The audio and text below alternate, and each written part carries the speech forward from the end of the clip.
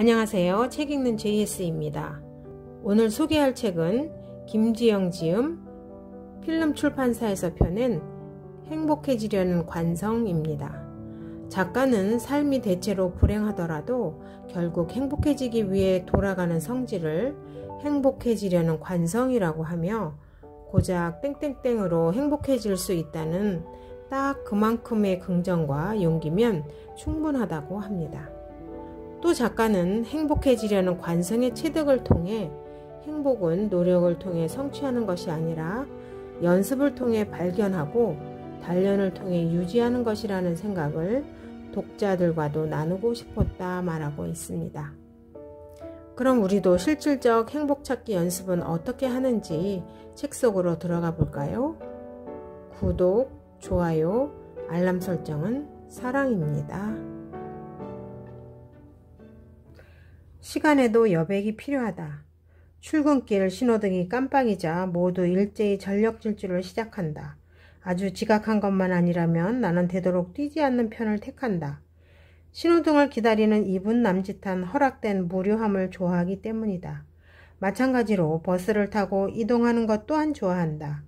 이동시간이 길면 길수록 좋다. 차창 밖으로 흩어지는 풍경을 눈에 담으며 죄책감 없이 낭비할 수 있는 시간을 즐긴다. 이는 대부분의 시간 동안은 그러지 못한다는 방증이기도 하다. 이제는 제법 유명해진 멍때리기 대회라는 게 있다. 현대인의 뇌를 쉬게 하자는 의도로 2014년 서울 광장에서 처음으로 열렸다. 규칙은 간단하다. 아무것도 하지 않고 멍한 상태를 오래 유지하는 것. 참가자들은 심박 측정기를 지닌 채 3시간 동안 말을 하거나 움직일 수 없는 것은 물론 음악을 듣거나 시간을 확인할 수도 없다. 잠깐이라도 좋을 경우 가차없이 탈락이다. 처음엔 다들 뭐 이런 대회가 다 있나 의아해했지만 점차 취지에 공감하는 모습이다. 현대인은 대개 시간 효율 강박에 시달린다. 새롭지 않은 사실이다. 동서고금을 막론하고 강요되어 온 시간 절약의 미덕 탓이다. 20대의 내 다이어리 첫 장에도 늘 시간이 없어 무언가를 못하는 사람은 시간이 있어도 아무것도 못하는 사람이다 라는 어디에서 들었는지도 모르는 경고가 적혀 있었다. 아무것도 하지 않고 보내는 비생산적인 시간, 빈둥거리는 시간은 나태의 무능의 상징으로 여겨졌다. 스티브 잡스를 필두로 창의적인 인재가 각광받는 시대에 이르러서야 뒤늦게 적절한 휴식의 중요성을 설파하는 책이 한동안 서정가를 휩쓸기도 했지만 쉼조차 투두 리스트를 작성하는 것이 여전한 현실이다. 특히 요즘에는 이러한 강박이 콘텐츠 소비 문화와 맞물려 새로운 양태로 펼쳐진다. 20대 전문 연구기관인 대학내일에 따르면 정막에 대한 거부감과 효율적 시간 사용에 대한 강박이 팟캐스트나 브이로그 등 스트리밍 콘텐츠 선호로 이어진다고 한다. 빈 시간을 빈 상태로 남겨두지 못하고 무언가를 듣거나 보면서 여백을 지운다. 밥을 먹거나 길을 걸으면서도 콘텐츠를 소비하는 바야흐로 멀티태스킹의 일상화다. 가장 최근 무료함을 느껴본 게 언제일까? 대부분은 재미없는 영화를 봤을 때 정도일 것이다. 우리는 항상 무언가를 하고 채워지지 못한 시간, 이름 붙지 못한 하루에 죄의식을 가진다. 가끔은 용도 없는 시간도 필요하다. 죄책감 없이 낭비할 수 있는 그런 시간 말이다. 멍때리기를 조금 더 격상시켜 표현하면 명상, 사색이다. 비워야 채울 틈이 생긴다. 효율이라는 명목하에 모든 시간을 여백 없이 빼곡히 채우기만 한다면 그 어느 틈으로도 내적 대화는 이루어질 수 없을 것이다.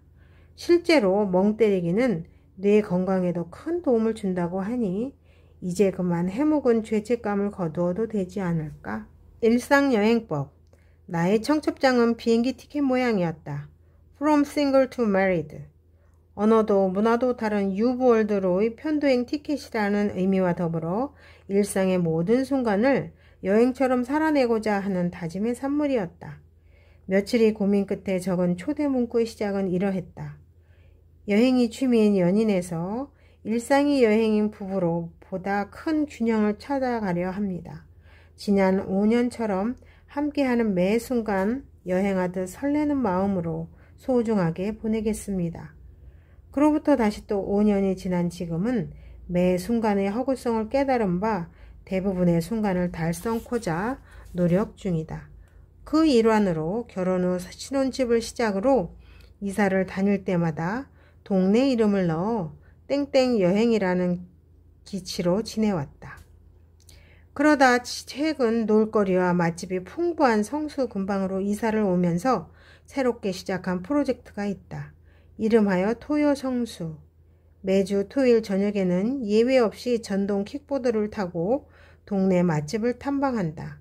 미리 알아보기보다는 발길 닿는 대로 가다가 마음 맞는 데가 보이면 들어가 보는 식이다. 고급스럽거나 유명한 곳일 필요도 없다. 그저 낯선 곳을 걷고 헤매며 그날 몫의 행운을 지켜보는 것으로 충분하다. 대부분의 맞벌이 부부가 그러하듯 우리도 요리보다는 외식이 더 자연스럽다. 어차피 주말 이틀 중 최소 한 끼 이상은 사 먹는 것이 보통인데 당연한 일상의 경기성과 테마를 부여하니 그럴듯한 놀이가 되었다. 이 별것 아닌 사소한 장치가 요즘의 일상을 설레게 한다. 앞선 일정이 있더라도 저녁 먹을 시간이 되면 들뜬 마음으로 후다닥 자리를 정리한다. 오늘은 어느 쪽으로 가볼까? 여행인 별건가? 평일이라는 긴 일과를 마친 후 주말이라는 이름의 여행이 시작된다. 관성에 젖은 일상도 이름 붙이기에 따라 한층 더 특별해질 수 있는 것이다. 기약 없이 막힌 하늘길이 야속하지 않다고 하면 거짓말이다. 그 대신 나를 포함한 많은 이들이 국내로 눈을 돌리고 다시 그 안에서 전에 몰랐던 행복감을 발견해 나가고 있다. 그러던 중 엎친 데 덮친 격이랄까? 유례없이 긴 장마가 더해졌다. 가뜩이나 조심스러운 여행을 이렇게 원천 봉쇄해버리다니. 이럴 때 아쉬운 대로 일상 여행법을 추천한다. 살고 있는 동네의 새벽길을 걸어본 일이 있는가? 매번 지나치기만 했던 식당의 문턱을 넘어본 일은? 구태여 밖으로 나설 필요도 없다.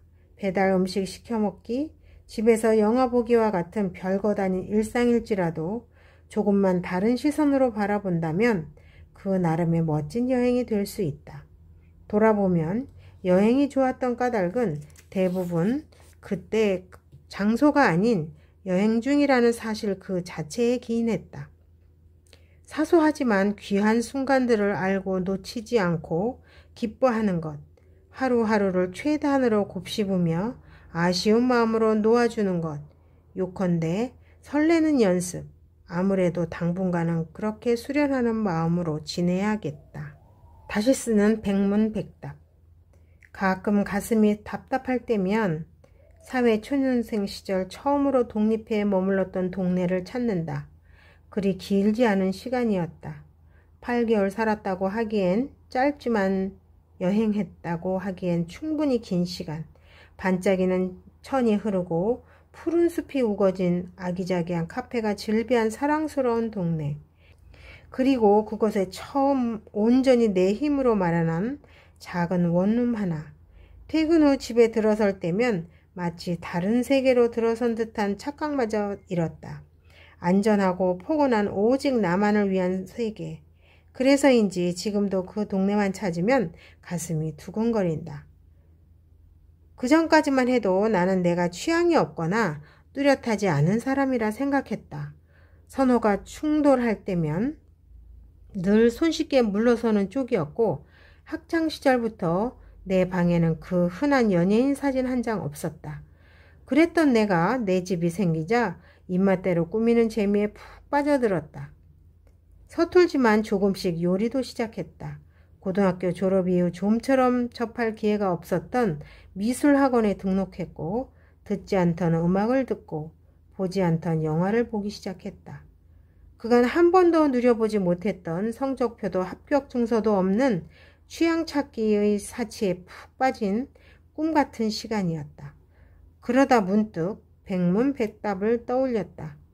어릴 적 다이어리가 한참 유행하던 시절에는 친구들과 서로의 백문백답을 교환하곤 했다. 친구의 취미야 특기가, 가장 좋아하는 색깔과 음식이, 그때 뭐가 그리도 궁금했을까? 그로부터 20년 가까이 지난 지금까지도 정작 나에 대해서도 잘 모르는데 그땐 그랬다. 친구에 대해서도 나에 대해서도 궁금한 게 참 많았던 시절이었다. 그렇게 다시 백문백답을 쓰기 시작했다. 무엇을 가장 좋아하는지 알기 위해서는 일단 해봐야 했기에 스스로 질문을 만들고 답을 채워나가는 과정은 흡사 하나의 놀이가 되었다. 그리고 그것은 곧 습관이 되어 지금도 나는 다이어리 한 편에 백문백답을 가지고 있다. 사실 100가지는 턱도 없고 그래봤자 한 20문 20답쯤 될 테니 말하자면 20곡에 더 가깝다. 나라는 정답을 찾기 위한 20가지 질문. 어떤 작가를 좋아하나요? 어떤 노래를 좋아하나요? 좋아하는 여행지는 어디인가요? 기분이 울적한 땐 주로 무엇을 하나요? 당신을 가장 행복하게 하는 것은 무엇인가요?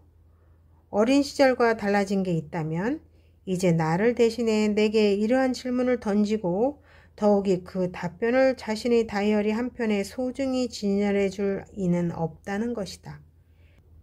궁금함은 대개 애정으로부터 기인하고 여유 속에서 자란다. 애정이 없으면 궁금하지 않고 여유가 없으면 궁금할 수 없다. 애정이 사라진 연인 간에 가장 먼저 소실되는 것은 서로를 향한 질문이고 바쁜 일상에 가장 먼저 버려지는 것 또한 스스로에 대한 질문이 아니던가. 그러니 오늘 소중하지만 미처 궁금해하지 못했던 대상이 있다면 스스로에게, 가족에게, 연인과 친구들에게 100문까지는 아니더라도 몇 가지 질문을 던져보는 것은 어떨까? 당신의 취향은 무엇입니까? 무엇이 당신을 웃게 합니까? 히말라야에서 만난 태초의 행복. 매캐한 서울 하늘을 보면 숨이 턱 막히고 막혀왔다. 태초의 맑은 공기를 맞고 싶었고 권태로운 일상에 경계를 짓고 싶었다. 그리하여 떠난 곳 네팔 히말라야. 결과적으로 14년 만에 폭설로 목표 지점을 앞두고 아쉽게 하산해야 했지만 익숙해진 도전과 성취 대신 수능과 겸허함을 얻어왔다. 그리고 그 과정에서 익숙하다 못해 진부해 중요하지만 잊고 살았던 난제, 행복에 대해 아주 오랜만에 생각해 볼 기회를 가졌다. 오후 10시 취침, 오전 6시 기상, 온종일 걷고 때맞춰 먹고 자는 단순한 생활이 이어졌다. 눈 덮인 산길은 초보 트레커에게 생각보다 냉엄했다. 올라도 끝이 없는 길. 가지 않는 시간을 보며 괜한 욕심을 부린 스스로가 원망스럽기도 했다. 물도 없거니와 행여 감기라도 들세라 샤워는커녕 세수조차 물티슈로 해야 했고 도저히 적응되지 않는 화장실 때문에 산행 내내 전전긍긍했다. 밤이면 침낭을 뚫고 들어오는 날카로운 한기에 머리털 하나라도 빠져나올세라 한껏 몸을 움츠리고 잠들기 일쑤였다. 아이러니한 것은 그 어느 때보다도 잘 먹고 잘 잤다는 것이다. 매일 부지런히 몸을 움직이지 뭘 먹어도 꿀맛이 없고 맑은 공기 때문인지 매일 아침 신기할 정도로 말끔히 눈이 떠졌다. 낮에는 산을 오르고 밤에는 일기를 썼다. 한껏 땀 흘리고 실컷 생각했다. 행여 고산증에 안 좋을까 술은 한 모금도 입에 대지 않았고 대신 겨울날 난로가에서 즐기는 차 한 잔의 호사스러운 즐거움을 배웠다. 바쁜 일상에 치여 미처 깨닫지 못했던 것, 땀 흘리고 생각하고 잘 먹고 잘 자고 그것만으로도 행복할 수 있는 사람이었다. 나는, 어쩌면 우리는.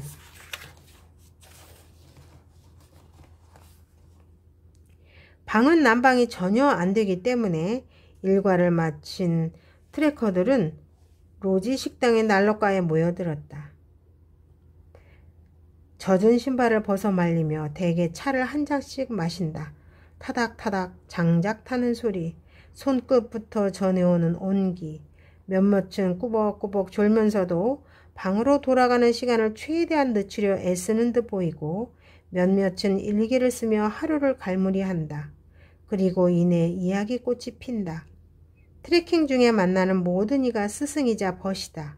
국적도 언어도 다르고 이름도 직업도 잘 모르지만 완정이라는 하나의 목표, 공통의 주제를 가지고 서로를 격려한다.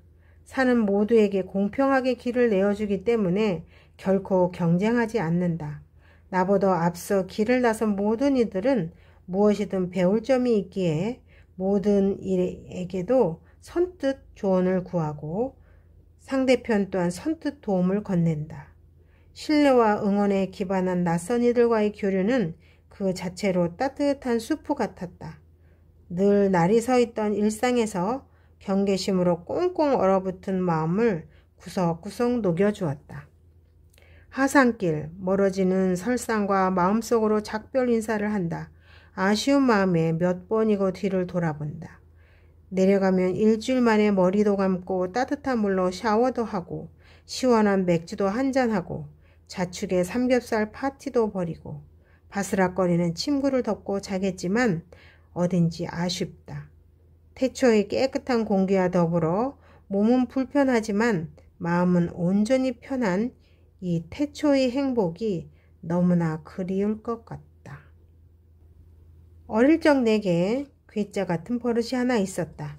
하루가 목표한 대로 흘러가지 않을 때 조용히 눈을 감고 벽에 기대 열을 새고는 다시 눈을 떠 마치 아침에 막 일어난 양 새 마음으로 하루를 시작하는 것이었다. 소위 오늘은 망했다는 판단이 서면 좀처럼 잘해볼 마음이 들지 않아 스스로 내린 일종의 처방이었다. 증상에 굳이 이름을 붙이자면 시작 증후군쯤 될까? 10살 배기의 앙큼한 술수에 얼굴이 달아오르지만 여전히 같은 증상을 앓고 있는 지금 한편으론 대견하다는 생각도 든다. 물론 이제는 그런 깜찍한 처방일랑 듣지 않는 때묻은 어른이 되었다. 새해가 밝은 지 어느덧 한 주가 지났다. 연말연시 업무 마무리와 각종 모임, 가족 행사에 치여 좀처럼 엄두를 못 내다 뒤늦게 책상 앞에 앉았다. 빳빳한 새 다이어리에 새해 목표를 하나씩 꾹꾹 눌러 써 내려가는 순간은 사뭇 경건하다. 대부분 지난해에도 비슷하게 쓰여 있었던 것이 문제라면 문제일 터. 운동, 독서, 영어는 단연 대표적인 스테디셀러이다. 이쯤 되면 생의 목표로 인정하고 넘어갈 법도 한데 평생 하겠다와 올해에는 꼭 하겠다는 어쩐지 각오를 다르게 해 새해를 빌미로 다시금 마음을 다잡는다. 새해가 주는 힘은 이처럼 위대하다. 딱 하루 차이인데 어쩜 그렇게 12월 31일이랑 1월 1일의 출석 차이가 많이 나는지 모르겠어요. 잘 아는 헬스 트레이너의 말이다. 영어 학원이나 금연 클리닉도 사정은 매한가지. 흥미로운 점은 나를 포함해 생각보다 많은 이들이 시작 증후군을 앓고 있다는 것이다. 가령 이미 한 갭이 피어버렸으니 금연은 내년부터 랄지, 이미 한 주나 놀아버렸으니 학원은 다음 달부터 등 죄책감과 해방감을 동반한 마법의 주문들을 외고 있다.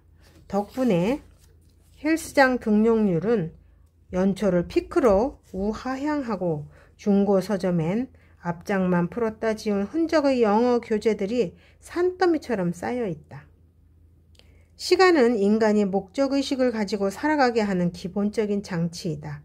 영화만 봐도 어딘가 고립된 사람이 가장 먼저 하는 일은 나를 헤아리는 일 아니던가. 더 이상 시간의 경과를 가늠할 수 없게 될 때 삶은 사는 것이 아니라 버티는 것이 된다. 기약 없이 긴 시간은 순간의 소중함을 간과하게 하기 때문이다. 일생 중 하루와 1년 중 하루가 갖는 오늘의 무게는 결코 같을 수 없다. 분명 어제와 같은 오늘일 뿐인데 연도라는 가상의 경계로 우리는 새로운 시작을 명명하고 다시 나아갈 동기를 부여받는다.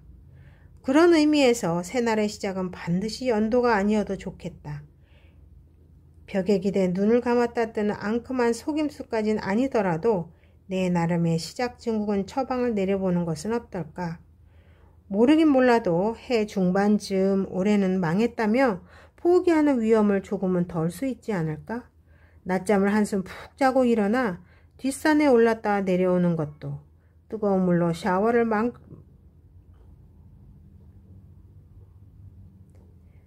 뜨거운 물로 샤워를 말끔히 하고 따뜻한 차 한 잔과 함께 일기를 쓰는 것도 좋겠다. 어차피 연, 월, 일시조차 가상의 경계에 지나지 않으니 핑계의 여지는 있다. 그러니 나도 당신도 올해에는 부디 포기 말라. 마음만 달리 먹으면 매 순간이 새로운 시작이다. 오늘은 여기까지 낭독하겠습니다. 행복에 대한 이야기들은 정말 너무 많지요.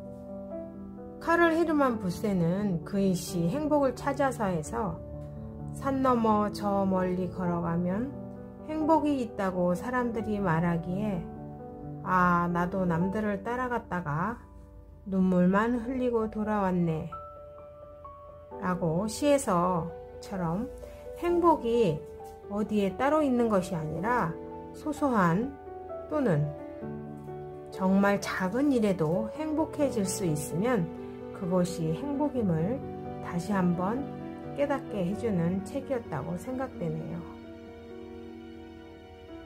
다음 주에도 다시 좋은 책으로 찾아오겠습니다. 지금까지 들어주셔서 감사합니다. 책 읽는 JS였습니다.